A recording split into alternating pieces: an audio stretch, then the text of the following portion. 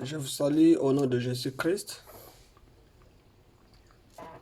Béni soit Dieu qui nous a fait ressusciter, qui nous a fait réveiller sur le lit.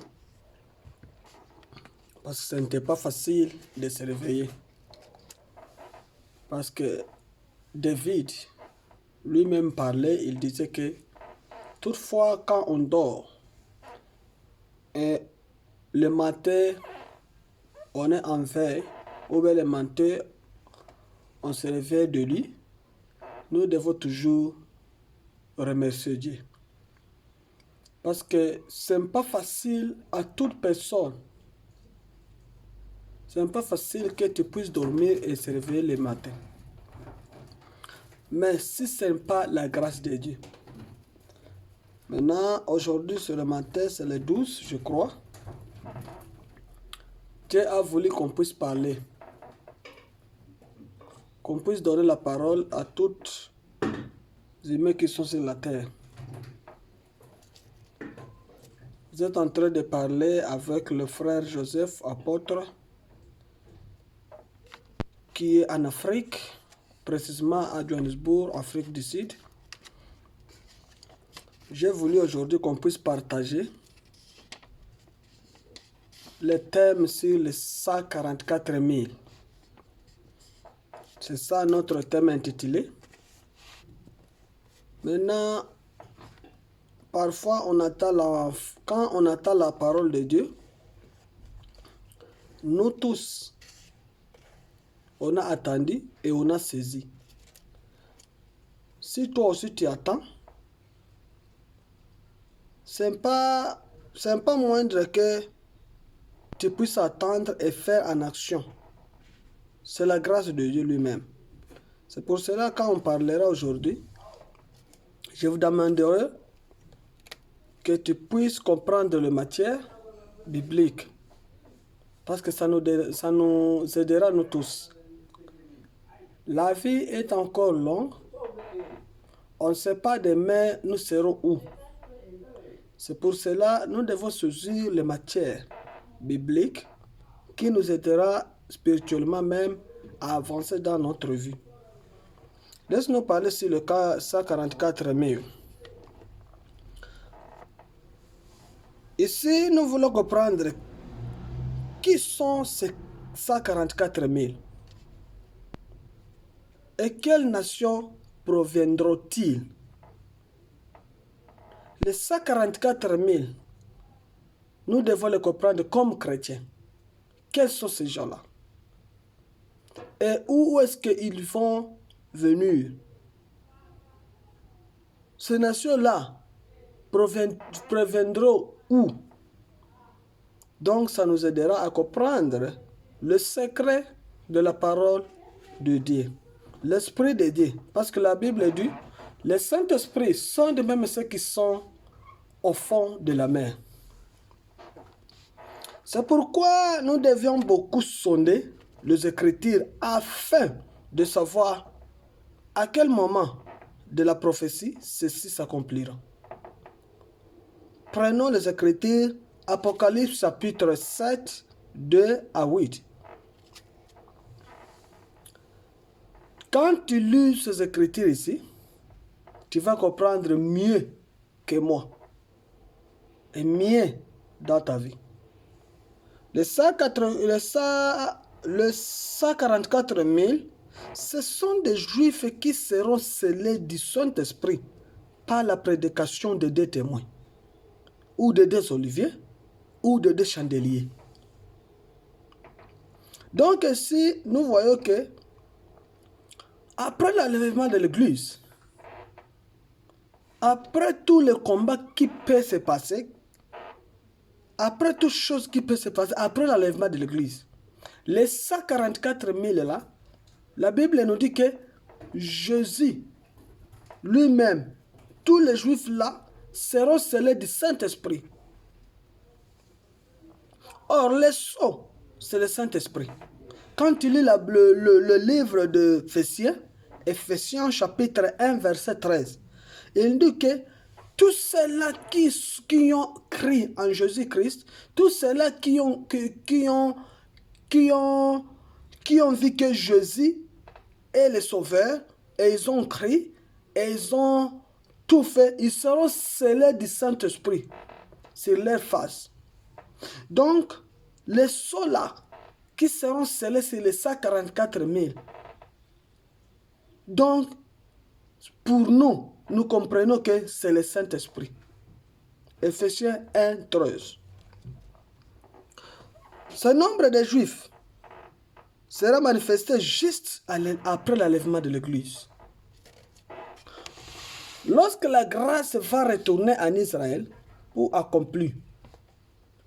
Donc, nous devons comprendre que ici, la vie que nous sommes en train de vivre,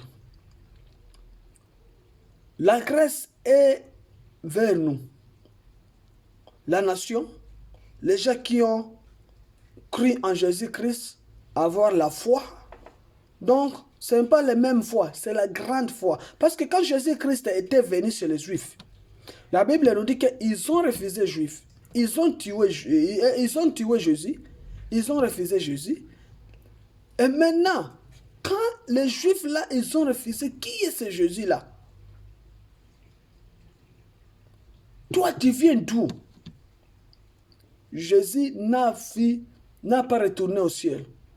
Il cherchait toujours les gens qui ont de grandes foi, qui peuvent croire sans toutefois voir. Toi et moi, tu as cru en Jésus-Christ sans toutefois voir même Jésus.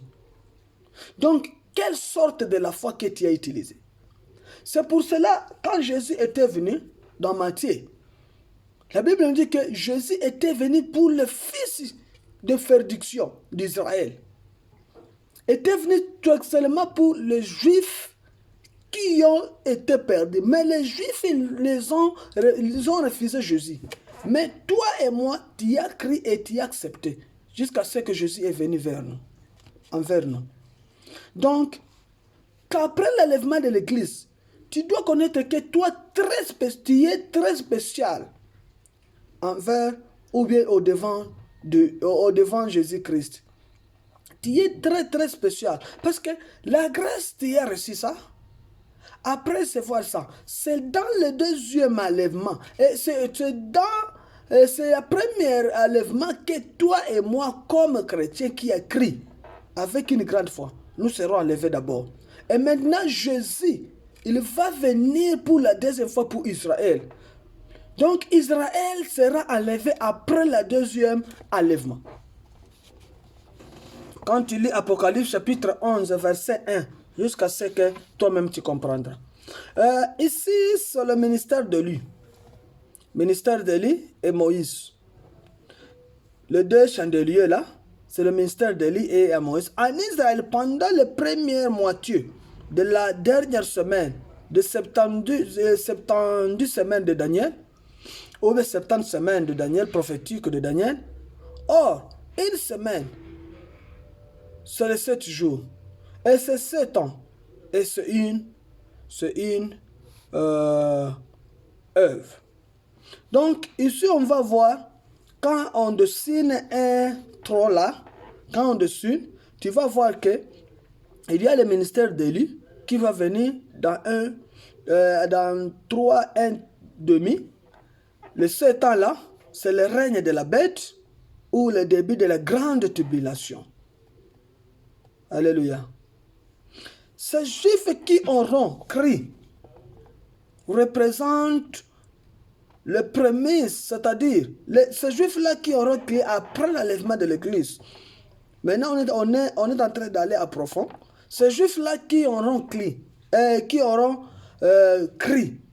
représentent les prémices, c'est-à-dire les premiers produits du champ. Apocalypse chapitre 14, verset 4. Élie et Moïse, étant les deux chandeliers, les deux oliviers, ils ont pour rôle de venir éclairer et oindre les 144 000. Apocalypse chapitre 11, 3 à 4. Laisse-nous voir que signifie le chandelier. Quel est le chandelier? Les chandeliers, quand on voit les chandeliers, on voit la lampe qui produit la lumière. Quels sont les oliviers? Quand on voit les oliviers, on voit l'huile. Oh, l'huile, c'est le Saint-Esprit. Alléluia. Après avoir terminé leur mission de demi-heure, ils seront tués par les bêtes, péris et enlevés au ciel. Donc, c'est déjà là, Élie et Moïse, ils seront tués par la bête. La bête aura aussi la puissance et la force de tuer ces deux chandeliers-là. Et ces gens-là, leur corps sera au milieu de la rue. Toute personne passera, ils verront ces gens-là. Les corps en mort. Ils vont voir ça. Après voir ça, la Bible nous dit que l'Esprit de Dieu viendra encore, il entre en eux. Après entrer en eux, et puis encore, ils seront enlevés au ciel. Tu vas voir toutes ces choses-là. Apocalypse 11, 7 à 12. Après la mort, la grande tribulation commence à Israël. Ici, l'Antichrist va égorger, tuer les 144 000 parce qu'ils n'ont pas adoré la bête. Donc, toute personne qui n'aura pas la puissance d'adorer la bête, il sera tué. Maintenant, quand il sera tué, c'est par là que nous devons comprendre qu'est-ce qui va se passer. Alléluia. Apocalypse chapitre 13, 7 à 8. Dans un autre langage, la grande tribulation va concerner les Juifs scellés du Saint-Esprit et les vierges folles qui vont rester après l'enlèvement de l'Église. Alléluia. Toutefois, tous les Juifs ne vont pas croire à l'enseignement de deux témoins. Et ils vont s'attacher à la bête. Ils vont abandonner le Saint-Esprit, les Saintes Alliances. Daniel les appelle de son côté les traîtres de l'Alliance. Donc, les Juifs là, leur cœur sera encore endurci. Quand leur cœur sera endurci, ils ne doivent pas encore croire. Ils vont toujours croire à la bête. Mais Daniel a vu ces gens-là et ils appellent, ce sont les traîtres de l'Alliance. Daniel chapitre 11, verset 30 à 35. Tu vas voir comment Daniel a vu ces Juifs-là qui ont refusé Jésus. Et comment Daniel les a mis de ce côté. Il les a énumérés comme ce sont des traîtres de l'Alliance. Daniel 11, 30 à 35. Nota bene. La tribu de Dani n'a pas été citée car elle construit les parvis extérieurs qui sera foulé aux pieds. Mais Dan a la promesse du monde de cheval au talon afin que le changelier, afin que les cavaliers tombent à la reverse selon Genèse 48, 16 à 17. Or, 1. Le cheval, c'est le royaume. 2. Quand on voit les cavaliers, c'est l'Antichrist, la bête. 3. Quand on voit Dan, c'est le type du Jésus-Christ. Le type du Seigneur Jésus-Christ, c'est aussi la pierre qui frappe le pied à la statue selon Daniel chapitre 2, verset 34. Pour terminer, mon bien-aimé, tout Israël sera sauvé comme nation, y compris les traîtres de l'Alliance, quand les Écritures seront accomplies lors du retour glorieux du Seigneur Jésus-Christ. Il va se révéler en Israël. Quand Jésus va venir, lui-même va se révéler en Israël pour le comprendre de mieux. Quand tu lis Romains chapitre 1, 26 à 27, Zacharie 12 à 10. Donc, ici, on a enseigné sur les 144 000. Mon bien-aimé, toi, tu seras enlevé la première fois. Quand tu vas rater l'alliance, quand tu vas rater le premier enlèvement, donc tu seras dans les problèmes. C'est par là la Bible nous dit que nous serons sauvés de nous-mêmes par le sang, par notre force. Le diable aura la puissance sur nous. Le diable va nous utiliser de côté qu'il veut. Donc, il va venir, il te dit, la bête là va venir et te dit, tu aimes Jésus? Oui, oui, j'aime Jésus. On te coupe les cheveux, on te coupe même les yeux, on te coupe la jambe, le poitrine, toutes ces choses-là, le lips, toutes ces choses-là. Quand ils commenceront à te couper, toi-même, tu vas commencer à dire, je suis en train de souffrir. Qu'est-ce que je fais? Donc, je te supplie et je te fortifie. Donc, sois fortifié. Prends courage. Comme la Bible disait à Josué chapitre 1 jusqu'à 9. La Bible nous dit que Josué, quand Moïse était mort, la Bible nous dit que Jésus, qui est Dieu, incarné en lui, qu'il est venu à Josué, il lui a dit, prends courage. Lisez, méditez ma parole de jour et nuit. C'est par là que tu prendras, c'est par là que tu vas reçu. Donc, tu vas avoir le temps de prendre le courage, donc de méditer la parole. Parce qu'après le premier enlèvement, tu n'auras plus encore la force de toi-même. Quand tu te sauveras de toi-même, la Bible dit que la personne doit être sauvée de son sang. Donc, quand tu seras coupé, votre sang sera versé sur la terre. On va finir même tout votre corps en coupant pièce par pièce. Donc, pièce par pièce, on coupera votre corps. On te demandera, tu aimes Jésus ou tu n'aimes pas? Moi, j'aime Jésus. On te coupe encore. Quand tu aimes Jésus, donc la Bible dit que la souffrance de toutes ces choses-là sera plus de 7 fois. Nous aurions de peine, donc nous aurions de souffrance, de douleur, là, sera plus de 7 fois. Quand on te coupe les yeux, tu auras des mamans. Je ne te dis qu'est-ce que je vais se passer. Donc, quand tu seras seulement resté après l'enlèvement de l'église, c'est par là que tu vas sentir ça. Donc, errez à ceux-là qui seront enlevés pour la première fois. Je te fortifie, je te donne prends courage, demande au Saint-Esprit, sois toujours en ligne avec Jésus-Christ, quand il viendra, que tu puisses être aussi dans la première enlèvement. On ne sait pas, demandez toujours à Jésus, prie toujours à Jésus, que quand tu auras venu prendre l'église, ne me laisse pas, sois avec moi. Jésus-Christ, sois avec moi. Donne-moi une bonne fin. Donne-moi un courage d'être spirituellement, d'être spirituel. Parce que ça ne sera pas facile, mon frère, de te sauver de toi-même. Ça ne sera pas facile. Mais après l'enlèvement là, ça sera maman une grande souffrance. Appelez l'autre, parlez à ton voisin, parlez à ta famille, parlez à ton église. Que la première fois, l'enlèvement là, que tu sois ensemble. Que Dieu vous bénisse. Celui qui parlait sur le frère Joseph, provenant de Johannesburg. Laisse-nous prier. Grand merci au nom de Jésus-Christ. On vient au devant de toi. On a remercié votre état que tu nous as donné. Ce n'était pas facile, mais on a terminé.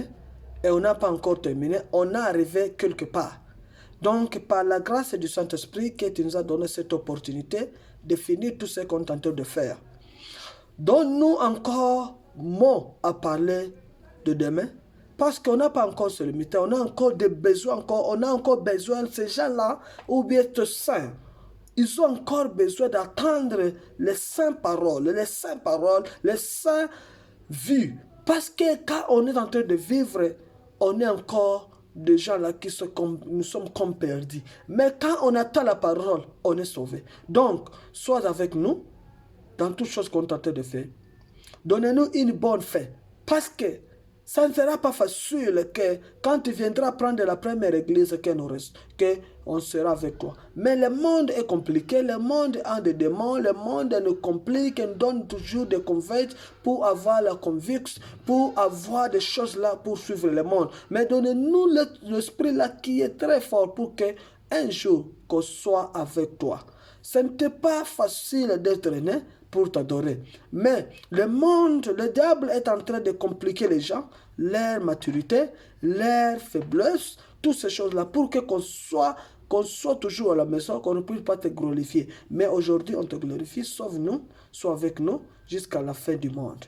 Au nom de Jésus-Christ, nous te prions. Tous ces gens-là qui ont entendu le message, qui ne sont pas encore sauvés, sauvez-les. Que tous ces gens-là aussi qui sont perdus, sauvez-les. Tous ces gens-là qui sont déjà des chrétiens, fortifie-les pour qu'ils puissent être quelque part demain dans ta parole. Nous te prions notre cœur, qu'aujourd'hui, que toute personne qui est là, qu'il puisse t'accepter comme Jésus sauveur, le seul sauveur de leur vie. Nous te prions, Jésus-Christ, ne nous laisse pas dans ce monde, parce qu'il y a beaucoup de démons, beaucoup de problèmes. Aide-nous. Il y a beaucoup de choses qui sont en train de se passer, mais par notre force, on ne peut pas réussir. Mais par ta propre force de notre aide, Jésus-Christ, on peut réussir ce monde-là. Donc, toutes ces choses-là, on te laisse, que tu sois avec nous, que tu nous conduis, que le Saint-Esprit nous conduise et parle à nous, et qu'il puisse nous fortifier aussi, pour qu'un jour, qu'on soit au paradis avec vous, et pour qu'on puisse régner avec vous sur votre trône. Au nom de Jésus-Christ, nous te prions, et on a crié que c'est toi les mains, c'est toi qui peut seulement nous sauver, qui peut seulement nous donner la force là, d'être encore en vie aujourd'hui. Au nom de Jésus, nous te prions ainsi. Amen. Que Dieu vous bénisse, frères et sœurs, que le Seigneur Jésus-Christ, le Saint-Esprit là, qui nous a été promis, qu'il puisse te conduire, qu'il puisse te donner la force dans ta vie. Et demande toujours à Jésus qu'il soit avec vous. Qu'il soit avec vous. Parce que la fin du monde, ce n'est pas facile d'y être en paradis. Ce n'est pas facile. Mais demandez toujours le Saint-Esprit qu'il puisse vous aider. Shalom, c'est apôtre Joseph Malega qui est à Johannesburg, votre frère africain, votre frère en Christ. Que Dieu vous bénisse. Amen.